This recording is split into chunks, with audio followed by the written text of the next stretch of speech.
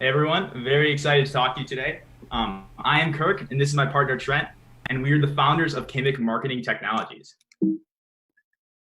So I'd first like to start talking to you about the recycling bin. Now, it's an object that is in almost every major stadium across the US.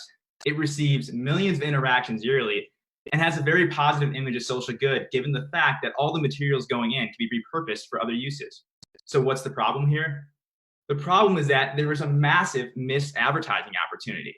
Given all these interactions and the positive image of social good, a few changes to the recycling bin could turn it into a great marketing space and a new revenue source for stadiums. So that is why we are creating an interactive marketing technology for the recycling bin. And here's how. We're going to build in technology that counts and tracks every bottle and can recycled.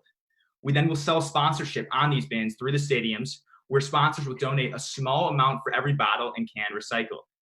The total impact will be displayed on a large LED screen attached to the bin, and to maximize the advertising value, the initiative will be shown throughout the stadium concourse and on the Jumbotron. This is going to increase advertising revenue for stadiums, provide sponsors clear and direct cause marketing that connects with each and every user, and it's going to be an interactive marketing space that leaves a lasting impression to build in more advertising value for that sponsor. Now, I want to show you a few different examples of what the advertising messaging can look like. And to preface this, these are very rough mock-ups, and the real messaging and graphic design components would be created in collaboration with the team and the sponsor, and it would be crafted, we carefully craft that message to something that would fit their needs. But the importance of this would be, so this would be the first Jumbotron ad that would have at the beginning of the game. We'd want to highlight the sponsor and the nonprofit, and also educate the consumer or educate the users about the initiative. We're going to plug the sponsor's corporate social responsibility page as well for fans to learn more about that. Now, here's a rough image of what the recycling bin look like. The main focus here would be that the LED screen would be just above the recycling receptacle.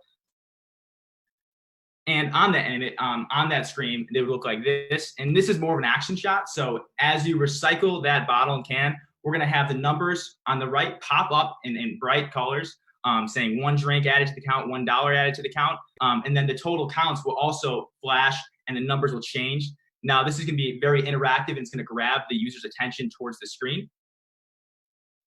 And our final ad, which should be done towards the end of the game, which show the total impact of the initiative. So the total amount of bottles recycled and the total amount of money raised. Now, as for our competition, these are our biggest competitors. And our competitors are really anybody who just produce digital signage for stadiums. But the one commonality amongst all of our competitors is that none of them produce digital signage for recycling bins, let alone have technology that can count and track bottles and cans. So we're unique in the fact that we don't have any direct competitors. I am Kirk, as you know, and I'm the Chief Executive Officer, and I'm an enterprise leadership in the University of Iowa.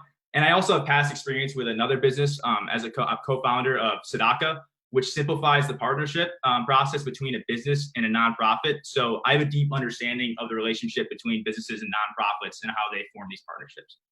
Yeah, and I'm Trent. I'm the Chief Operating Officer, and I'm a Finance and Entrepreneurial Management double major. Our third member of our team is Steve LaCroix. He's on our board, and he's the Chief Marketing Officer of the Minnesota Vikings. Our key advisors are industry leaders in the NFL and venue management. They are working with us to craft the best product to cater to the sponsors and the team's needs. Each member has a different role with the team, ranging from sales, revenue, to sponsorship relationships.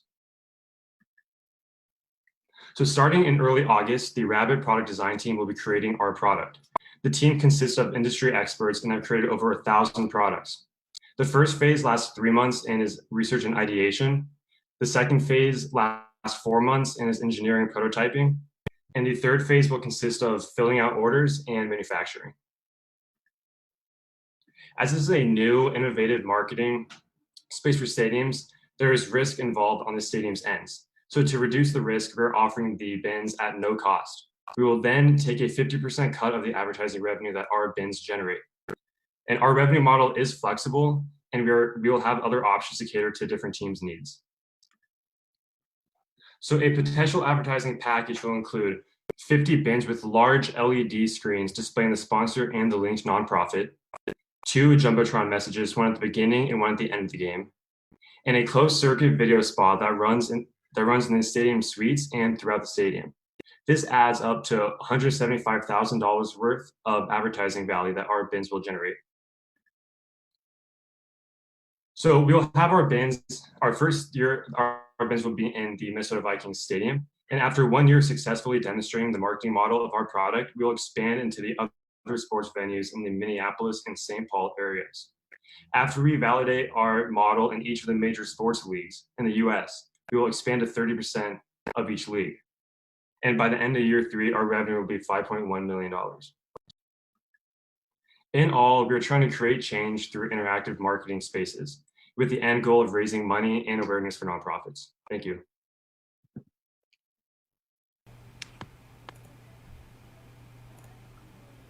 All right, any questions?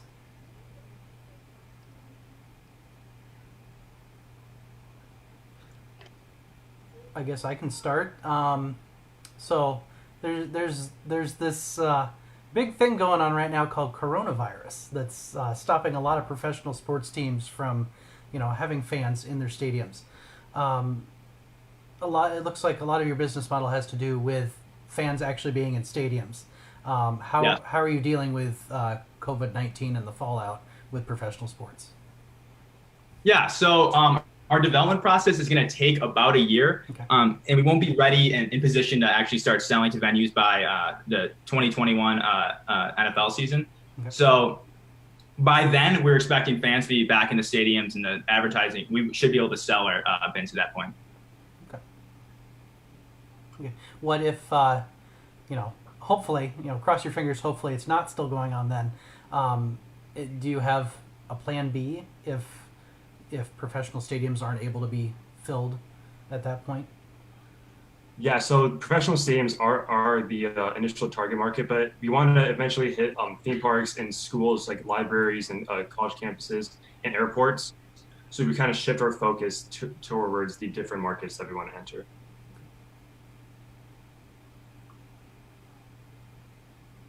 And I want to mention something that I don't think they mentioned yet.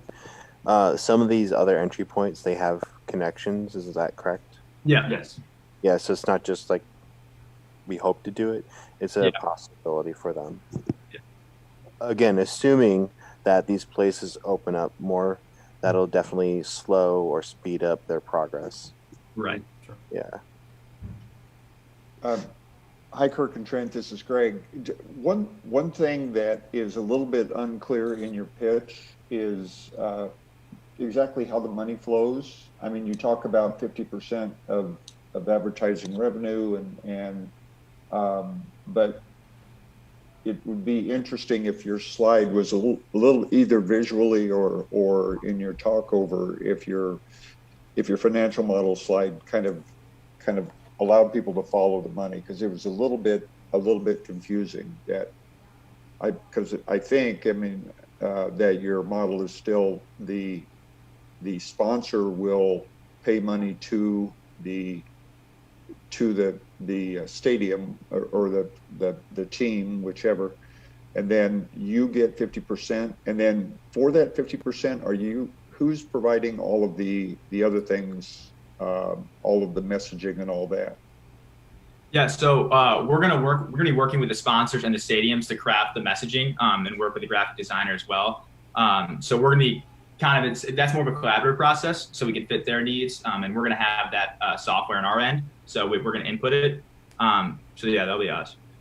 Okay.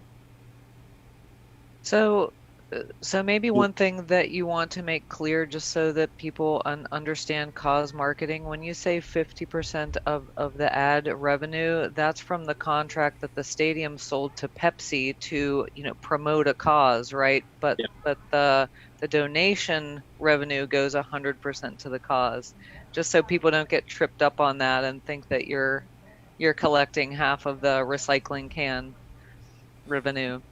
Okay, yeah. Good point.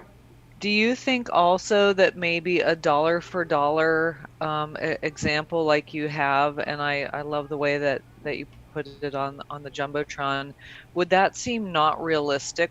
Would it be more like 25 cents per recycle or something? That just seems unrealistic to me, but maybe I don't know if Pepsi's willing to, kick in $1 per can. Yeah. So, what have you found there? yeah. So we don't have exact numbers as of right now. We're actually getting connected with someone who can give us a better idea of what they'd be willing to donate and the total amount of bottles, cans that will be recycled, so we can get a better number in that figure. But yeah, $1 is likely pretty high, and it's probably closer to 50 to 25 to 75 cents is the range. But $1, it was a clean number, so we actually did that. But yeah, you're absolutely right. So that dollar would be an additional fee that is paid by the sponsor. Is that correct? Yeah, that is their donation. Okay. I agree with Gene. That seems a little high, and it'll be interesting to test that. Yeah. I think just for the standpoint of your pitch, it's more fun for me as somebody trying to understand this to think that we would have to recycle a whole lot of cans to make, $30,000 or something toward a cause. It almost seems too easy if we get $1 a can. So Okay. even if you can't confirm that yet, I might make it like, 25 cents a can or something. So that would still be an impressive number, Gene, Yeah. are you trying to hook into like the competitive spirit of the fans? Yes. Yeah, that's like the gamification psychology Right. here. And the idea that the person who puts the can in that reaches whatever the donation goal is, there's a live cam on that person because people love that. Yep. And then that'll get people, and also another benefit is this has people buying more, moving around the stadium more, getting more drinks. Absolutely. You're going to be able to show that. Definitely. I'd include that in the pitch. Yeah, like I don't know if this is like maybe digging too deep, but along Gene's line, you could have like eventually, if the stadium understands it, you could have goals or like to really build on that. Like most of the people there understand or feel like an association with the sport, and I think you can really build off of that more. Definitely.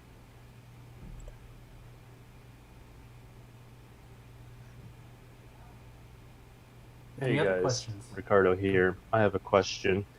Can you talk more about the relationship between the advertiser and you and the stadiums? Because Yeah.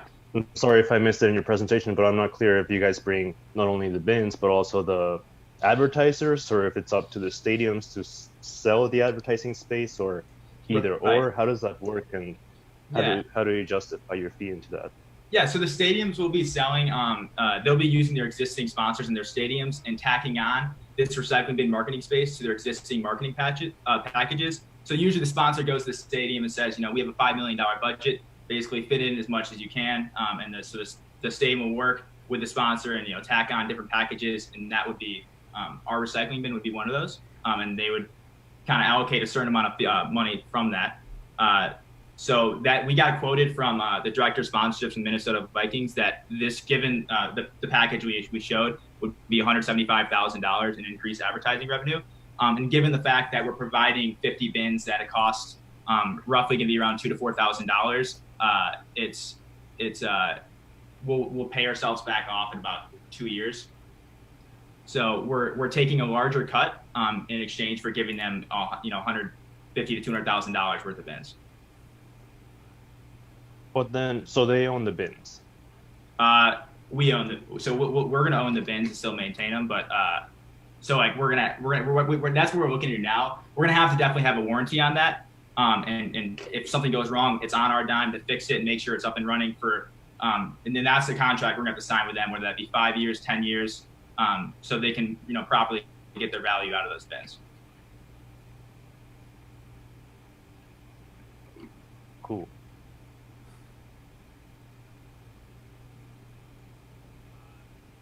Any other questions? I'm curious about your name, how you came up with it. I just did a quick Google search, and there's some interesting things that come up. I didn't know if it was something you trademarked, but just kind of curious about that. Yeah, so there's a city in Japan called Kamikatsu, and it's a 100% sustainable city, and there's absolutely zero trash. So we kind of like that idea, but we changed from Comic to Kimik. And we want to carry the values of those city kind of into every marketing space we create, and carry those values throughout the world because we love what they're doing over there. So